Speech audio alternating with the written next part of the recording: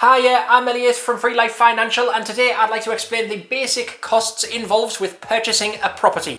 So there's no getting away from the fact that purchasing a property can be expensive. In a previous video I talked about deposits and how they worked, and today I'm going to talk about the other costs of purchasing a property too.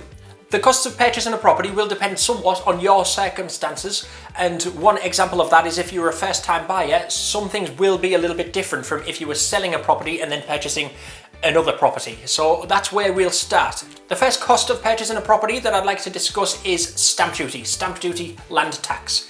Stamp duty is a tax that you pay when you purchase a property, and whether you're liable to pay it or not will depend on your circumstances, and also how much you will pay will depend on your circumstances too. If you are a first-time buyer purchasing a property in the UK, so if you were purchasing your first property in the UK, if you purchase for less than £300,000, you will not need to pay stamp duty. If you are not a first-time buyer, if you're purchasing a property but it's not going to be the first property you've ever bought, then you could be liable to pay stamp duty on any purchase over £125,000. In very simple terms, the higher the purchase price, the more stamp duty you will pay. I'll now try to give a little bit of a breakdown of how it works. But when you purchase a property, your solicitor will tell you how much stamp duty you are going to be liable to pay. If you're using a mortgage advisor, your mortgage advisor will also be able to help you work that out. If you're trying to work it out yourself in advance, there are loads of calculators online as well, so definitely have a look there. But we'll have a look at a brief breakdown of how the stamp duty works currently. So these are assuming that you are not a first-time buyer. Again, if you're a first-time buyer, if you're purchasing your first property, then you won't pay stamp duty if you spend less than £300,000. If you spend more than £300,000, you could be liable for stamp duty. This also assumes that this will be your only property when the purchase completes. If this will be an additional property, if when this purchase completes, this will mean you own more than one property, you could be liable to pay additional stamp duty, which I will explain in a little bit more depth shortly. So this is a basic breakdown of the stamp duty thresholds. If you spend less than £125,000, you will not be liable to pay stamp duty. If you spend over £125,000, you will pay 2% on everything between £125,000 and £250,000. If you spend over £250,000, you will pay 5% on the portion between £250,000 and £925,000. If you spend over £925,000, you'd pay 10% on the portion between £925,000 and £1.5 million. If you spent over £1.5 million, you would pay 12% on everything over £1.5 million. So again, you can use online calculators to work your stamp duty out for you. You don't need to try to work it out yourself using this. However, a basic calculation that we'll show you now is if you purchased a property for £300,000 but you were not a first-time buyer. If you purchased a property for £300,000, you would pay 2% on everything between £125,000 and £250,000, which would be £2,500. You would then pay 5% on the amount over £250,000 up to the £300,000, which would also work out at £2,500. So you would add the £2,500 to the other £2,500, giving you £5,000 stamp duty. I'll now explain something called additional stamp duty. If you already own one or more properties and you're going to purchase an additional property, you could be liable for additional stamp duty on top of regular stamp duty. If you were purchasing an additional property and you spend more than £40,000, you would pay 3% on the purchase price. So if you purchased a property for £100,000, you would pay 3% additional stamp duty, meaning you'd pay £3,000. If you purchased an additional property for £250,000, you would pay the 3% additional stamp duty, which would come to £7,500. You'd then pay regular stamp duty as well, which would be £2,500, meaning overall you'd be paying £10,000. So as you can see, how much stamp duty you would pay massively depends on your circumstances, so I would recommend checking with your mortgage broker and your solicitor in advance. The next cost of moving to think about is the conveyancing costs. You will need a conveyancer. A conveyancer is a solicitor who's responsible for the legal transfer of ownership into the name of the person who is purchasing the property. Giving an estimate of conveyancing costs can be hard because there are multiple variables that can affect the amount that you would pay. For example, some solicitors charge more for purchasing more expensive properties. There can also be additional costs. If you're using a mortgage, you help to buy ISA, a lifetime ISA helps to buy shared equity scheme, the shared ownership scheme.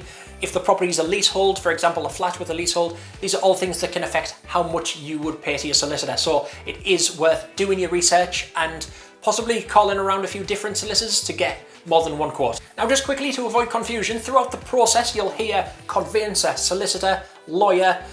In this case, it all means the same thing. It's the person who is in charge of the transfer of ownership into your name as the purchaser. When you are using a mortgage to purchase a property, the mortgage lender will generally require that you carry out searches. These searches are carried out by your solicitor, and they are inquiries carried out by the solicitor to find out more information about the property before you are committed to the purchase. The searches are carried out with third parties such as the local authority. The main searches carried out when purchasing a property are the local authority search, the water search, and the environmental search. These searches are intended to identify anything which you might not be aware of that could negatively impact the value of your property. For example, planning permission may have been granted for a development nearby that you weren't aware of. If you were purchasing a property cash, then generally these searches are optional, but usually, as I say, if you're using a mortgage, there will be a mortgage lender requirement to have these searches carried out, and there is an extra cost for that. Now, if you were just purchasing a property, you're going to pay the conveyancer or the solicitor to help you purchase the property. But if you were selling a property and purchasing a new one, you're going to pay more because you're going to need a solicitor to help you sell your property and also to help you buy the new one. So you will be paying two fees, one for selling and one for purchasing. Generally, you would use the same solicitor for both. You don't have to, but it generally makes the whole process a little bit simpler. So when you're choosing a solicitor, I'd really just recommend that if there's been one who's been recommended by family and friends, if you call them and you get a quote that you're happy with, then you're probably doing well. Your mortgage advisor or the estate agent can often recommend a solicitor too. But as I say, always do your research, and it can be a good idea to get multiple quotes. The next cost of moving to consider is your broker fee. If you're using a mortgage broker, you might pay a fee, and like most services that you pay for, you'll want to find out how much it's going to cost and what services are included in that fee. Some mortgage brokers charge a flat fee, while with others it depends on variables. For example, your credit history, the type of mortgage, or the size of the loan. An example of this would be a mortgage broker charging you more because it's going to take them more time to find a suitable solution for you. For example, because of poor credit history. Your mortgage broker will also get paid a fee from the mortgage lender. This is what we call a procuration fee, or a proc fee for short. Often it's around 0.3 to 0.4% of the loan amount. So in some cases, a broker might charge you less for a larger mortgage because the payment that they receive from the mortgage lender will be bigger, so they don't need to charge you as much. Contrarily, some mortgage brokers charge their fee as a percentage of the loan amount. So the bigger loan you are taking, the more you'll actually pay to your broker. So as with the other costs of moving, this is something that you'll want to find out in advance, and you should be able to find out how much your broker is going to charge you during your first meeting with the broker. As with all services that you pay for, you'll want to consider what services are included in the price that you're paying. So what will your broker do for you?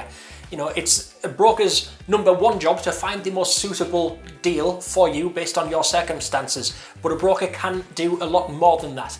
Now, your broker might be the first professional that you'll speak to during the house buying process. So if that broker can be the person who's there for you, will you have your broker's phone number? Can you contact them directly? Can you text them?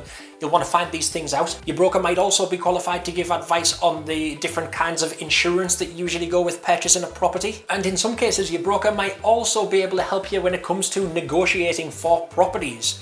You know, you might be able to call your broker and talk about different properties and what you might offer. In some cases, the broker can actually take over that process for you and negotiate on your behalf if that's what you request. So again, it's just worth finding out right at the start what is going to be included, what's the service going to be like, and of course, again, if you can use somebody who's been recommended by friends and family, then that's of course going to be a bonus. Now, if you were selling a property as well as purchasing, then you might also be paying estate agency fees to sell your property. Now, if you were just purchasing a property, you will not pay the estate agent to buy that property. But if you're selling a property, the estate agent will generally charge you a fee for them to sell that property for you. It's worth speaking to different estate agents to get different quotes and also find out what kind of exposure your property will get. For example, is that estate agent going to be able to put your property on Zoopla and Rightmove? If your property doesn't get the right amount of exposure, you could be missing out on a section of the market that you could get if you listed your property with another estate agent. So it's worth asking